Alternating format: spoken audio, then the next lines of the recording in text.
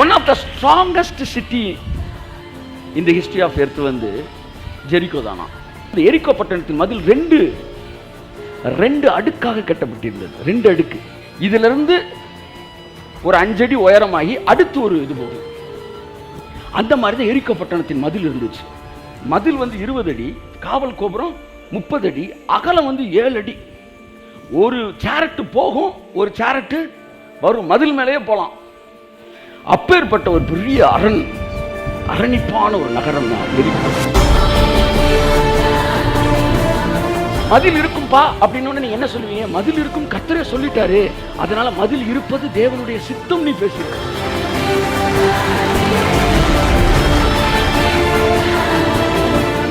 ஒரு வீடு வாங்குறீங்க, வீட்டு ஓனர் வந்து சாவியை கொடுத்துறாரு. இன்னிலிருந்து வீடு உங்களுக்கு ரூபாய் நான் வாங்கிட்டேன், பத்திரத்தை பதிவு செஞ்சுட்டேன், வச்சுக்கோங்க, வீட்டில் நல்லா நீங்கள் குடியிருக்கலாம், ஜன்னலை திறந்தால் நல்லா காற்று வரும், சூப்பராக இருக்குது, எல்லாம் நல்லா இருக்குது அப்படின் போது திறந்து உள்ளே போகிறீங்க, டக்குன்னு நல்ல கரப்பாம்பூச்சி உள்ள கிச்சன்லேருந்து வெளியே வருது. உடனே நீங்கள் என்ன செய்றீங்க? ஹவுஸ் ஓனருக்கு ஃபோனை போடுறீங்க. ஐயா காற்று வரும்னு சொன்னீங்க, கரப்பாம்பூச்சி வருது, நீங்கள் சொல்ல வேலை, என்ன செய்யலாம் நம்ம என்ன கூட்டம் போட்டு கூட்டி பேசுவோமா அப்படின்னு அவர் கேட்பார். தம்பி, உனக்கு வீடை தான் நான் கொடுத்தேன், கரப்பாம்பூச்சி நான் கொடுக்கல. ஒருவேளை கரப்பாம்பூச்சி வந்துச்சுன்னா நீ என்கிட்ட கேட்கவே வேணாம், செருப்பை கழட்டி அடிச்சு. ஏன்னா நான் உனக்கு ப்ராமிஸ் பண்ணும்போது கரப்பாம்பூச்சியை பற்றி பேசவே. அப்படித்தான் இங்க சொல்றாரு. நான் எரிகோ பட்டணத்தை பேசிட்டேன்ல, அப்புறம் மதில் நடா மதில், அதெல்லாம் உதிர்ற செதில் கையெழுத்த தாவல. ஆமே.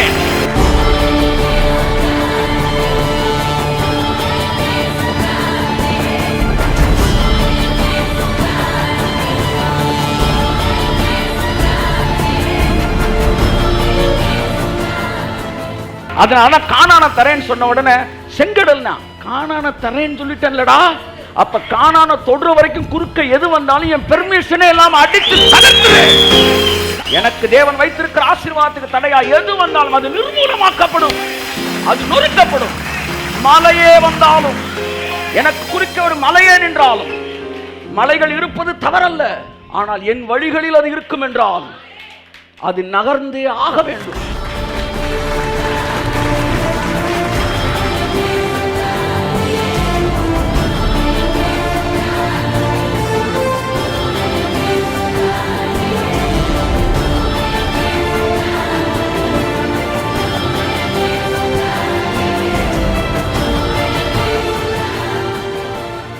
ஆயிரத்தி 1990 கண்டுபிடிச்சாங்க. பிப்ரவரி 22 கண்டுபிடிச்சாங்க. எரிகோ பட்டணத்தின் மதில்கள் நிலநடுக்கத்தினால் அழிந்திருக்கிறது என்று அகழ்வாராய்ச்சியாளர்கள் கண்டுபிடிச்சாங்களாம். இவன் சுற்றி மார்ச் பண்ணி பிரைஸ் பண்ணப்ப நிலநடுக்கமே வந்துருச்சு. வந்து மதில் என்ன செஞ்சிருச்சு?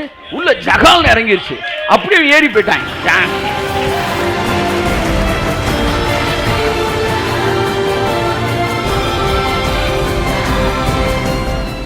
7 நாள். எப்போவுமே இந்த மைண்டில் இருக்கிற அந்த அரண் இருக்கு பார்த்தீங்களா, இது பிறந்ததுலேருந்து தேவையில்லாததை கேட்டு அண்ட்ரஸ்டு ஸ்டோன்ஸை வச்சு கட்டியிருப்பாங்க. இப்போ இது உடையணும்னா ஒரு நாள் செய்தியை கேட்டால் உடையாது. தொடர்ந்து சிலுவையிலே இயேசு எனக்காய் செய்து முடித்தார், சிலுவையிலே இயேசு எனக்காய் செய்து முடித்தார், சிலுவையிலே சாபங்களை நீக்கினார், சிலுவையிலே பாவங்களை நீக்கினார், சிலுவையிலே அக்கிரமங்களை நீக்கினார், சிலுவையிலே என்னுடைய குணங்களை மாற்றினார். மறுபடி சொல்லுங்க. 7 நாள் சொல்லுங்க. மறுபடி.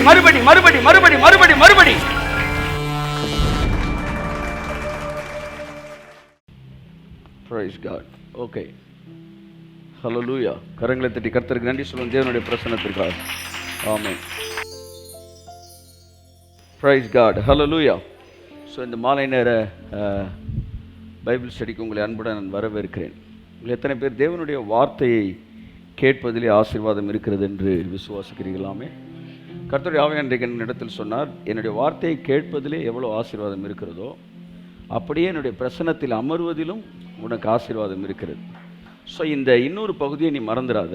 நீ ஆலயத்துக்கு போகும்போது வார்த்தையை கேட்டு ஆசீர்வதிக்கப்படுவதற்காக மட்டும் போகாத. அங்கே நீ போய் உட்கார்ந்துருந்துட்டு வந்தாலே உன்னை நான் ஆசீர்வதிப்பேன். கைத்தட்டுங்க ராமே. அந்த மனநிலையை மறந்துடவே கூடாது. Traditional people they are following it. அவன் வந்து அதை கரெக்டாக வந்து அந்த வார்த்தையை கேட்டு அதில் ஆசீர்வாதம்ன்றதெல்லாம் அவன் யோசிக்கிறதே கிடையாது. பட் என்னன்னா வந்து அங்கே போய் உட்காந்து எந்திரிச்சு வந்து ஒரு ஆசீர்வாதம். But it works. அது அவனுக்கு வேலை செய்கிறது. ஆனால் நம்ம இந்த எக்ஸ்ட்ரீம் வந்துட்டு வார்த்தையை கேட்குறதுல ஆசீர்வாதம் நினைக்கிறோம். ஆனால் ஒன்று சொல்லவா உங்களுக்கு, வார்த்தையில் எவ்வளோ ஆசீர்வாதம் இருக்கிறதோ அப்படியே அவருடைய பிரசன்னத்தில் ஆசீர்வாதம் இருக்கிறது. கையை தட்டுங்க, ஹல்லேலூயா. அந்த அந்த திராட்சை ரசம் அவர் நிழலுக்கு தான் வந்துச்சான். வந்த தண்ணி நிழலுக்கு வந்தோன்னு திராட்சை ரசம் மாறிடுச்சு. நீ எத்தனை முறை அவர் நிழலுக்கு வருகிறீர்கள், உங்கள் வாழ்க்கையில் மாற்றம் எப்படி இல்லாமல் போகும் என்று நான் கேட்கிறேன். ஆமென், ஆமென். விசுவாசம் 18ஆம் பாகம் வாசிப்போம். எபிரேயர் 11ஆம் அதிகாரம் 30ஆம் வசனம். விசுவாசத்தினாலே எரிகோ பட்டணத்தின் மதில்கள் 7 நாள் சுற்றி வரப்பட்டு விழுந்தது. நல்ல பிதாவே, ஆண்டவரே, இந்த வார்த்தைகள் எங்களை போஷிக்கட்டும். எங்கள் வாழ்க்கையில் இருக்கிற எல்லா மதில்களும் உடைய தொடங்கட்டும். ஆசீர்வதித்து அனுப்புகிறேன் இயேசுவின் நாமத்தில் பிதாவே, ஆமென். ஃபெய்த் அண்ட் ஜெரிகோ வால் என்கிற தலைப்பில் இன்றைக்கு நான் பேச விரும்புகிறேன். வாசிப்போம். விசுவாசத்தினாலே எரிகோ பட்டணத்தின் மதில்கள் 7 நாள் சுற்றி வரப்பட்டு விழுந்தது. ஆமென். விசுவாசத்தினாலே விழுந்தது. எல்லாரும் சொல்லுங்க, விழுந்தது. ஆமென் சொல்லுவோம். விழாத அரண்கள் எல்லாம், நான் சொல்லுகிறேன், உங்கள் வாழ்க்கையில் இதுவரைக்கும் விழாத அரண்கள் எல்லாம், ஜெரிகோ அந்த wall, the oldest fortified city, the oldest protected city in the history of the earth. இந்த உலகத்துடைய ஹிஸ்ட்ரியில் மிக பழமையான ஒரு மிகப்பெரிய வலுவான நகரம் எதுவென்றால் எரிகோ. அதையே தகர்த்துட்டாங்க நம்ம கையெழுத்து. விசுவாசத்தினாலே, by faith, it fell down by faith. விசுவாசத்தினாலே வந்து எரிகோ பட்டணத்தின் மதில்கள் விழுந்தது. 7 நாள் சுற்றி வரப்பட்டு விழுந்தது. இன்றைக்கு சில காரியங்களை இதை கனெக்டடாக நான் பேச விரும்புகிறேன். என்னென்ன பேச போகிறேன்னு நான் சொல்ல விரும்பலை. என் ஆவியானவர் எனக்கு ஒரு விஷயம் சொன்னார்.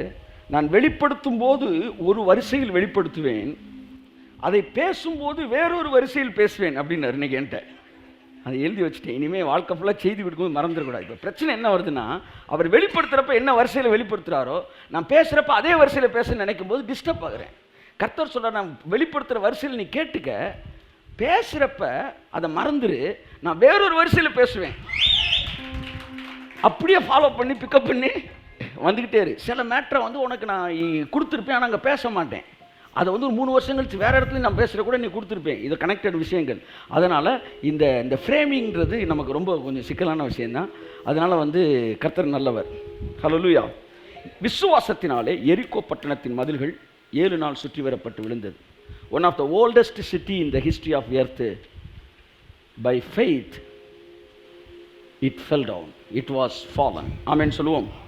என் அன்புக்குரியவர்களே, உங்கள் வாழ்க்கையிலே ஆவியானவர் சொல்ல விரும்புகிறார், நீண்ட நாள் பிரச்சனைகள்னு இருக்கும் பார்த்தீங்களா, அது எல்லாம் இந்த செய்திக்கு பிறகு விழப்போகிறது. நீண்ட நாள் பிரச்சனைகள். One of the strongest city in the history of earth வந்து ஜெரிகோ தானா. அந்த மாதிரி ஒரு பெரிய வால், மதில் வந்து அந்த நாட்களில் இல்லவே இல்லையா. அப்பேற்பட்ட ஒரு இது. அதை பற்றி நம்ம எல்லாருக்கும் தெரிஞ்ச விஷயம். அந்த எரிகோ பட்டணத்தின் மதில் ரெண்டு அடுக்காக கட்டப்பட்டிருந்தது. 2 அடுக்கு. முதல் அடுக்கே ஏறக்குறைய பார்த்தீங்கன்னா ஒரு அகலம் மட்டுமே வந்து திக்னஸ் 7 ஃபீட் அகலத்துக்கு, 7 அடி அகலத்துக்கு இருக்கும். அப்படியே ஒரு சேரட்டு போகலாம், டங் போகலாம். இதிலிருந்து ஒரு 5 அடி உயரமாகி அடுத்து ஒரு இது போகும், அது மேலே. அதாவது வழக்கமாக ஸ்டேஜ் இப்படி தானே போடுவாங்க. முத லீஜர் ராக் வந்தப்போ ஸ்டேஜை 2 அடுக்காக போட்டாங்க. மேலே ஒரு அடுக்கு, அதுக்கு கீழே அது ஒரு அடுக்கு, அதுக்கப்புறம் மக்கள். அப்படி அந்த மாதிரி தான் எரிகோ பட்டணத்தின் மதில் இருந்துச்சு. அதனுடைய உயரம் மட்டுமே ஏறக்குறைய 20 அடி உயரம். 20 அடி. அதில் வாட்ச் டவர் வச்சுருப்பாங்க பாருங்கள், கண்காணிப்பு காவல் கோபுரம்னு ஒன்று. அது வந்து ஒரு 30 அடிக்கு ஒரு தடவை அந்த காவல் கோபுரம் வந்துக்கிட்டே இருக்கும். 50 அடி. அந்த காவல் கோபுரம் வந்து 30 அடி உயரம். மதில் வந்து 20 அடி, காவல் கோபுரம் 30 அடி, அகலம் வந்து 7 அடி. ஒரு சேரட்டு போகும், ஒரு சேரட்டு வரும், மதில் மேலேயே போகலாம்.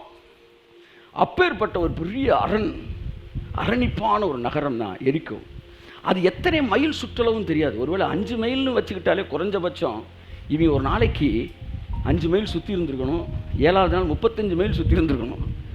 குறைஞ்சது 5 மைல் வச்சுக்கிட்டாலே பெரிய நகரம் அது. அந்த நகரத்தை சுற்றி அவ்வளோ பெரிய இது, ஸ்ட்ராங்கஸ்ட்டு. அவன் கட்டினது காரணமே ப்ரொடெக்ஷனுக்கு. வெள்ளங்கள் வந்தால் அதையெல்லாம் தடுப்பதற்காக எதிரிகள் படையெடுப்பில் தடுப்பதற்காக செய்யப்படும். எப்படி சீன பெருஞ்சுவர் கட்டப்பட்டதோ அதுபோல் அந்த நாட்களில் வந்து அவங்க மேலே ஏறி வர்றதுக்குள்ளே மேலே இருந்து ஜகா ஜகா ஜகான்னு போட்டுருவாங்க, பெரிய பெரிய கல்லை போட்டு கொண்டுருவாங்க. அந்த மாதிரி வந்து ஒரு பட்டணம். கர்த்தர் சொன்னார், இந்த எரிகோ பட்டணத்தை நான் உனக்கு தந்துட்டேன் அப்படின்னார். இப்போ இந்த பை ஃபெய்த் எப்படி இந்த பட்டணம் உடஞ்சிச்சு, இந்த மதில்லாம் உடஞ்சிச்சு அப்படின்னு பார்ப்போம், வாசிப்போம். இதை கரெக்டாக தெளிவாக நம்ம வாசிக்கணும். எங்கே போகணும்னா யோசுவா 6ஆம் அதிகாரத்துக்கு போயிட்டா இதை குறித்த விஷயங்களை இன்னும் எலாபரேட்டாக நம்ம பார்க்கலாம். 6ஆம் அதிகாரம் 1ஆம் வசனம் 2ஆம் வசனம் வாசிப்போம். எரிகோ இஸ்ரவேல் புத்திரருக்கு முன்பாக அடைக்கப்பட்டிருந்தது, ஒருவரும் வெளியே போகவும் இல்லை, ஒருவரும் உள்ளே வரவும் இல்லை. 11:30 என்ன இருக்கு? எரிகோ பட்டணத்தின் மதில்கள் எல்லாம் சொல்லுங்க. பட்டணம் விழுந்துச்சா மதில் விழுந்துச்சா? மதில் கொட்டச்சோறு. மதில்கள் 7 நாள் சுற்றி வரப்பட்டு விழுந்தது. மதில்கள் விழுந்தது. ஓகே, இப்போ மனசில் வச்சுக்காங்க, மதில்கள் விழுந்தது. இப்போ இங்கே வாசிங்க 2ஆம் வசனம் வாசிமா. கர்த்தர் யோசுவாவை நோக்கி, இதோ எரிகோவையும் அதன் ராஜாவையும் யுத்த வீரரையும் உன் கையில் ஒப்பு கொடுத்தேன். எரிகோவை கொடுத்தேன்னாரு. மதிலை பத்தி அவர் பேசவே இல்லை. எரிகோ பட்டணத்தை தரேன்னாரு. அடுத்து வாசிங்க. யுத்த புருஷராகிய நீங்கள் அனைவரும் பட்டணத்தை சூழ்ந்து ஒரு தரம் சுற்றி வாருங்கள். இப்படி 6 நாள் செய்ய கடவீர்கள். அடுத்து 7 ஆசாரியர் பெட்டிக்கு முன்பாக 7 கொம்பு எக்காலங்களை பிடித்துக்கொண்டு போக வேண்டும். 7ஆம் நாளிலே பட்டணத்தை 7 தரம் சுற்றி வர கடவர்கள். பட்டணம் தான் பேசுறாரு. எல்லாம் சொல்லுங்க. அவர் பேசுனதெல்லாம் பட்டணம் தான். எல்லாம் சொல்லுங்க. தேவன் பேசினதெல்லாம் பட்டணம் தான். ஒரு இடத்துல கூட இந்த மதில்னு ஒன்று அவர் பேசவே இல்லை. மோசேட்ட பேசினதெல்லாம் கானான் தான். செங்கடல்னு ஒன்று அவர் பேசவே இல்லை. இடையில இருக்க பிரச்சனை அவர் பேசவே இல்லை. அப்படின்னா என்ன அர்த்தம்னா, அவர் ஒன்று முன்குறிச்சிட்டாருன்னா இடையில இருக்கிறதெல்லாம் என் திட்டத்துக்கு வெளியில இருக்கிறது, அதனால அதை நான் சொல்லலை அப்படின்னு என்ன அர்த்தம்னா, என் திட்டத்தில் அது இல்லவே இல்லை, நீ ஊதி தள்ளிரு அப்படின்னு அர்த்தம். கை தட்டுங்க ஒருத்தர். ஆமே. பட்டணத்தை கொடுத்தாரு. பட்டணத்தை கொடுத்துட்டேன்னாரு. இவன் மதில் இருக்குன்றான். பட்டணத்தை கொடுத்துட்டேன்ல. பட்டணத்தை கொடுத்துட்டேன்னா உன் பட்டணம் கைக்கு வர வரைக்கும் எதெல்லாம் குறுக்க நிற்குதோ அதுக்கெல்லாம் நீ கேள்வியே கேட்க வேணாம், அடிச்சு தகர்த்துடுறான்னு அர்த்தம். ஆமே. அதனால கானான தரேன்னு சொன்ன உடனே செங்கடல்னா கானான தரேன்னு சொல்லிட்டேன்லடா. அப்ப கானான தொடுற வரைக்கும் குறுக்க எது வந்தாலும் என் பெர்மிஷனே இல்லாம அடிச்சு தகர்த்துரு. என்ன பார்த்து ஏன் கேட்கிற? என்கிட்ட நீ ஏன் முறையிடுற? இதெல்லாம் நான் சொல்லலைன்னா என்ன அர்த்தம்னா, இதெல்லாம் நான் அனுமதிக்காததுன்னு அர்த்தம். இதெல்லாம் நான் சொல்லலைன்னா என்ன அர்த்தம்னா, இதெல்லாம் உன் வாழ்க்கையில டிசைன் பண்ணாததுன்னு அர்த்தம். பட்டணத்தை பேசல, மதில பேசல. ஏன்னா மதில் வந்து காட்ஸ் டிசைன்ல கிடையாது. டிசைன் இல்லைன்னா அடிச்சு எத்தி தகர்த்துற வேண்டியதான். நான் சொல்றேன், புரியுதா உங்களுக்கு? மதில் இருக்கும்பா அப்படின்னு நீங்க என்ன சொல்லுவீங்க? மதில் இருக்கும், கர்த்தரே சொல்லிட்டாரு, அதனால மதில் இருப்பது தேவனுடைய சித்தம் நீ பேசிடுவ. அதனால மதிலே பேசல. அப்ப நீ சொல்லுவ, லிஸ்ட்ல மதிலே இல்லையே, அப்ப தூக்கிரு. லிஸ்ட்ல செங்கடலே இல்லைல்ல, தூக்கிரு. லிஸ்ட்ல பெலிஸ்தீரே கிடையாது, தூக்கிரு. உனக்கு நான் வச்சிருக்க ஆசீர்வாதத்திற்கு அதை நோக்கி நீ போகும்போது எது எல்லாம் உனக்கு தடையா இருக்கோ அதெல்லாம் என்னை பார்க்காம நீ தூக்கிடலாம். ஆமே. நீ என்னிடத்தில் முறையிடுவானேன். என் அருமை மகனே மகளே, ஒன்று நமக்கு புரிஞ்சுக்க முடியல. ஒரு ஆள் சொல்ற, எனக்கு இந்த வேலையை கொடுக்குறேன்னு கர்த்தர் சொன்னாரு, ஆனா இடையில ஒருத்தன் பிரச்சனை பண்ணிக்கிட்டே இருக்கிறான். எனக்கு வந்து இதை செய்கிறேன்னு கர்த்தர் சொன்னாரு, ஆனா என் பிஸ்னஸில் ஒரு பெரிய ஒரு லேண்டை ஒரு வீடு வாங்கலான் இருந்தேன், பிஸ்னஸில் லாஸ் ஆயிடுச்சு. இதை செய்யலான்னு நினைக்கும் போது உடம்பு சோமெல்லாம் போச்சு. அதை சொன்ன தேவன் இதையே எனக்கு அனுமதிச்சார். அப்படின்னா இது வரலான்னு சொல்லியிருந்தா அதை சொன்ன தேவன் இதையும் சொல்லியிருப்பார். இதை சொல்லலைன்னா என்ன அர்த்தம்னா, அவர் போட்ட டிசைன்ல இது இல்லவே இல்லைன்னு அர்த்தம். இப்போ அவர் அனுமதியே இல்லாமல் ஒன்று வாழ்க்கையில் வந்திருக்குன்னா அதை நீ அவர் அனுமதியே இல்லாம அடிச்சு துரத்தலாம் அர்த்தம். ஆமே. கேட்கவே வேணாம். ஏய், தேவன் எனக்கு வேலை தரேன்னு சொன்னாரு, நீ என்ன குறுக்க நிற்க? தூக்கடா அவனை இயேசு நாமத்தில். நான் சொல்ற புரியுதா உங்களுக்கு? தேவன் அதை பற்றி ஏன் சொல்லவே மாட்டேன்றார் தெரியுமா? சொன்னால் அதை சித்தம் நீங்கள் நினச்சிருவீங்க. ஒரு வீடு வாங்குறீங்க, வீட்டு ஓனர் வந்து சாவியை கொடுத்துட்றாரு. இன்னிலேருந்து வீடு உங்களுக்கு, ரூபாய் நான் வாங்கிட்டேன், பத்திரத்தை பதிவு செஞ்சுட்டேன், வச்சுக்கோங்க, வீட்டில் நல்லா நீங்கள் குடியிருக்கலாம், ஜன்னலை திறந்தால் நல்லா காற்று வரும், சூப்பராக இருக்குது, எல்லாம் நல்லா இருக்குது அப்படின் போது திறந்து உள்ளே போகிறீங்க. டக்குன்னு நல்ல கரப்பாம்பூச்சி உள்ள கிச்சன்லேருந்து வெளியே வருது. உடனே நீங்கள் என்ன செய்றீங்க? ஹவுஸ் ஓனருக்கு ஃபோனை போடுறீங்க. ஐயா காற்று வரும்னு சொன்னீங்க, கரப்பாம்பூச்சி வருது, நீங்கள் சொல்ல வேலை, என்ன செய்யலாம் என்ன செய்யலாம், நம்ம என்னாலும் கூட்டம் போட்டு கூட்டி பேசுவோமா அப்படின்னு அவர் கேட்பார். தம்பி, உனக்கு வீடை தான் நான் கொடுத்தேன், கரப்பாம்பூச்சி நான் கொடுக்கல. ஒருவேளை கரப்பாம்பூச்சி வந்துச்சுன்னா நீ என்கிட்ட கேட்கவே வேணாம், செருப்பை கழட்டி அடிச்சு. ஏன்னா நான் உனக்கு ப்ராமிஸ் பண்ணும்போது கரப்பாம்பூச்சியை பற்றி பேசவே. அப்படித்தான் இங்கே சொல்கிறாரு. நான் எரிக்கோ பட்டணத்தை பேசிட்டேன்ல, அப்புறம் மதில்டா மதில், அதெல்லாம் உதிர்ற செதில் கையெழுத்து தாவலாம். ஆமே ஆமே. அப்ப என்றைக்கு உங்களுக்கு ஒரு ஆசீர்வாதத்தை தேவன் பேசுறாரோ, அந்த ஆசீர்வாதத்தை நோக்கி நீங்கள் நகர்ந்து கொண்டு இருக்கும்போது குறுக்கே வருகிற தடைகள் எதுவாக இருந்தாலும் அதை குறித்து தேவனிடத்தில் நீங்கள் விசாரிக்க வேண்டிய அவசியம் இல்லை. அவைகளை தேவன் பக்கம் திரும்பாமலே நீங்கள் தவிடுபடியாக்க வேண்டும். ஏனென்றால் எனக்கு குறிப்பிட்ட அந்த பிளான்ல, டிசைன்ல இந்த எதிரிகளை பற்றிய பேரே இல்லை.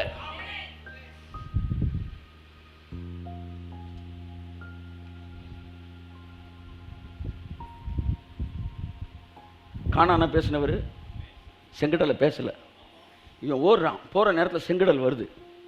அப்போ சொல்கிறான், ஐயா செங்கடல் சொல்லவே இல்லை, நீங்கள் இவ்வளோ நிறைய பேர் ஆசீர்வாதம் சொல்லிட்டாரு, ஆனால் வாழ்க்கையில் ஒரு தடை வருது, இவ்வளோ பிரச்சனை இருக்கே அப்படி, நீ கடவுள் ஏன் இந்த பிரச்சனையெல்லாம் கொடுத்தாரு? கர்த்தர் வந்து உனக்கு ப்ராமிஸை கொடுத்து ஆசீர்வாதம் கொடுத்துருக்காரு.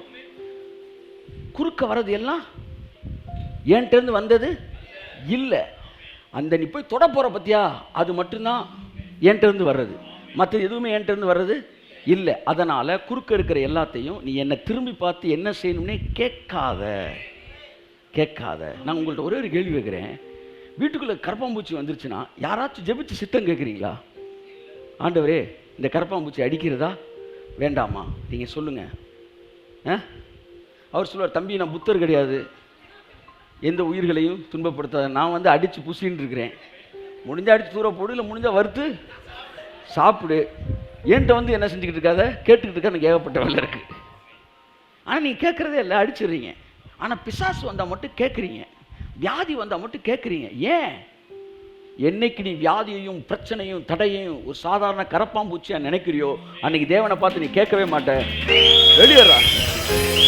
எனக்கு தேவன் வைத்திருக்கிற ஆசீர்வாதத்துக்கு தடையா எது வந்தாலும் அது நிர்மூலமாக்கப்படும், அது நொறுக்கப்படும்.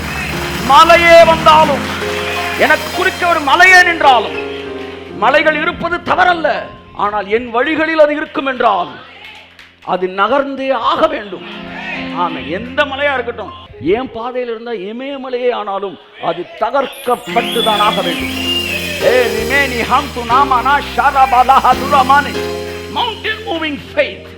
மலைகளை தகர்க்கிற விசுவாசம்.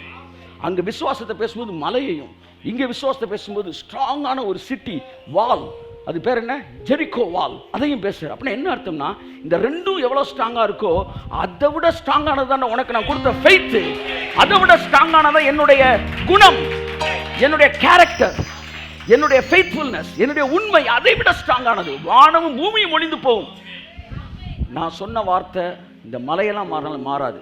அந்த வார்த்தையோடு நீ இணைஞ்சிட்டினா மலையோட நீ ஸ்ட்ராங் ஆயிடுற. அந்த விஷயங்கள் தகர்க்கப்படும். இன்னைக்கு ஒரு முடிவு எடுக்கணும். நீங்கள் எல்லாருக்கும் சொல்கிற விஷயம், கடவுள் எனக்கு ப்ராமிஸ் கொடுத்தார் சார், ஆனால் எதுக்கு சார் இதெல்லாம் வருது? ஆசீர்வாதத்தை நான் கொடுக்குறேன், பிரச்சனையை அவன் கொடுக்குறான், உடைக்கிறது நீ உடைச்சிடு, இதுதான் டீலே. ஆமாம், என் வேலையை நான் செய்கிறேன், அவன் வேலையை அவன் செய்வான், உன் வேலையை நீ செஞ்சிரு. இதில் போயிட்டு நீ திரும்ப என்கிட்ட கேட்க வேண்டிய அவசியம் இல்லை. என்னைக்கு நான் உனக்கு சொன்ன லிஸ்ட்டில் இது இல்லையோ அப்போ அது அங்கே இருக்கக்கூடாது, அவ்வளோதான், இருக்கக்கூடாது. ஒரு லேண்ட் வாங்குகிறோம், பேங்க்காரன் சொல்கிறாரு, சார் அந்த லேண்டில் வந்து இவர் வந்து இவருடைய இடம் இவ்வளோ உள்ளே வருது சார் அப்படின்னு சொன்னால், அவர் உள்ளே வந்தாருன்னா நான் அமைதியாக தான் இருக்கணும், ஏன்னா பேங்க் சொல்லியிருக்காரு. ஆனால் இது எனக்கு தான் சொல்லிடுச்சு பேங்க்கு, அந்த லேண்ட் ஓனர் சொல்லிட்டார் அப்படின்னா அந்த இடத்துக்கு எவன் வந்தாலும் நான் பேங்க்கிட்ட கேட்க வேண்டியதில்லை. அவர் கேட்பார், நான் உங்கள்ட்ட என்ன சொன்னேன், அது உங்களுக்கு தான் சார் சொந்தம், அவ்வளோதான் சார், அதுக்கு மேலே எவனும் வரவே கூடாது. அப்போ எனக்கு சொந்தம்னு சொல்லிருச்சுன்னா, இப்போ இவனுக்கு சொந்தம் இல்லை, இவன் வருவான்றதை சொல்லலைன்னா என்ன அர்த்தம்னா, அவன் வரக்கூடாதுன்னு அர்த்தம். நான் சொல்லுகிற உங்கள் பிள்ளைகளை குறித்து தேவன் வாக்குத்தத்தம் கொடுத்திருப்பார் என்றால், அதற்கு தடையாக இருக்கிற எல்லா எதிர்மறையான காரியங்களும் கிறிஸ்து இயேசுவின் நாமத்தில் இந்த இரவு வேளையில இருக்கக்கூடாது. கையை தட்டு வருகிறவ, கையை தட்டு, இருக்கக்கூடாது. ஏன் எரிக்கோ மதில் இடிந்தது? எரிக்கோ பட்டணத்தை தருவேன் என்று சொன்ன தேவன் மதிலை பற்றி பேசாதனால அது அங்கே இருக்கக்கூடாதுன்னு அர்த்தம்.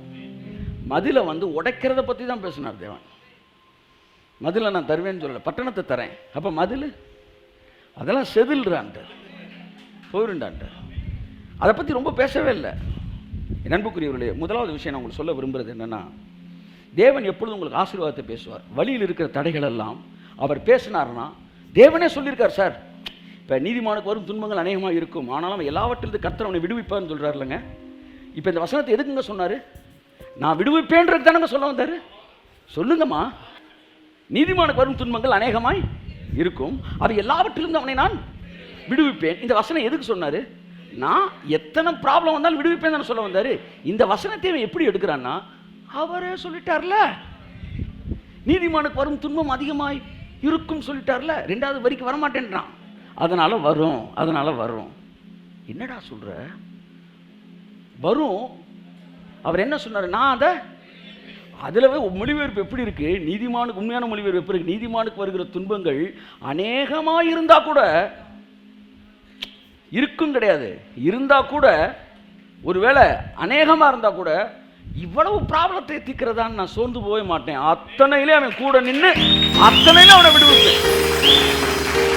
இந்த அநேகன்ற வார்த்தை எதுக்கு சொல்றாருன்னா, அவனுக்கு ஒரு நாளில் 100 பிரச்சனையை எதிரி கொடுத்தாலும் 100ல நான் நிற்பேன்டா, நான் நிற்பேன்டா, நின்று, ஆமா நான் உன்னை விடுவிப்பேன்டா, ஆமா நான் கோட்டு போற உனக்கு பிடிக்கலன்னா போடுவேன்டா, நான் டான்ஸ் போற பிடிக்கலன்னா ஆடுவேன்டா, ஸ்டைலா கெத்தா அப்படின்ற மாதிரி 1000 பிரச்சனை இருந்தாலும் நான் வருவேன்டா, நின்று அத்தனையில் விடுவிப்பேன்டா.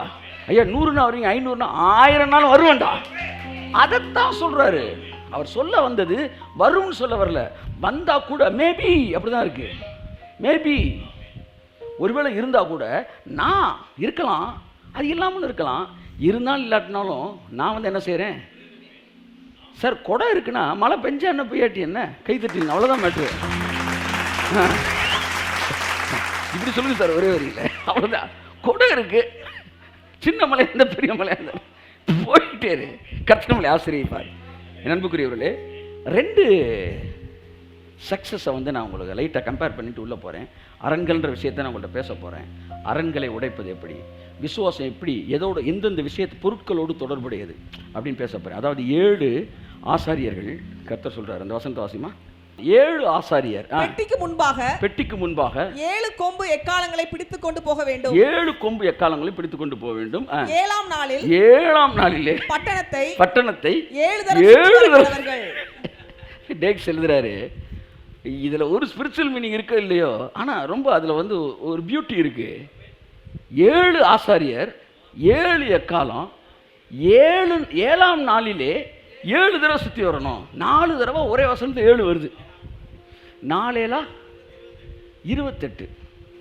28னா ஹீப்ரூவில் அது ஒரு மகிமையான நம்பர். இப்போ நமக்கு பர்த்டே 28 இருக்குல்ல, அந்த மாதிரி.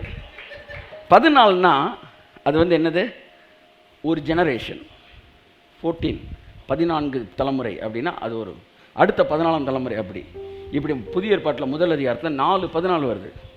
அப்போ 14னா அது ஒரு ஜென்ரேஷன், ரைட்டாமா? 3:14 வருது. 3:14 42. 3:14 வருது. முதல் ஒரு 14, அடுத்து ஒரு 14. 28னா ஹீப்ரூவில் டோட்டல் நம்பர்ஸ் 28 நினைக்கிறேன். ஏன்னா டோட்டல் ஆல்ஃபபெட்டிக் 22 ஹீப்ரூ அதுக்கு மீனிங் என்னென்னா ஸ்ட்ராங் அப்படின்னு ஒரு நம்பர் இருக்குது, ஒரு மீனிங் இருக்குது. எதையாச்சும் 28 கொண்டு வரலாம்னு விட மாட்டேன்றாங்க. அது சரி பரவாயில்ல, நான் 28 சார். ஆமாம், ஒய்ஃப் 14, என் பையன் 14.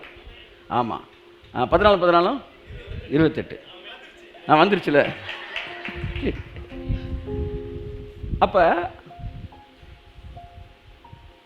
4 28 இங்கே 28ன்றதுக்கு நீங்கள் போய் பார்த்தீங்கன்னா உபாகம் 28 அதில் வர பிளெஸ்ஸிங்ஸு ரைட் அண்ட் ராங் அப்படின்ற மீனிங் 28க்கு. ஸோ என்னன்னா வந்து இந்த 4 7 சொல்றார், 7 விஷயங்கள் சொல்றார்.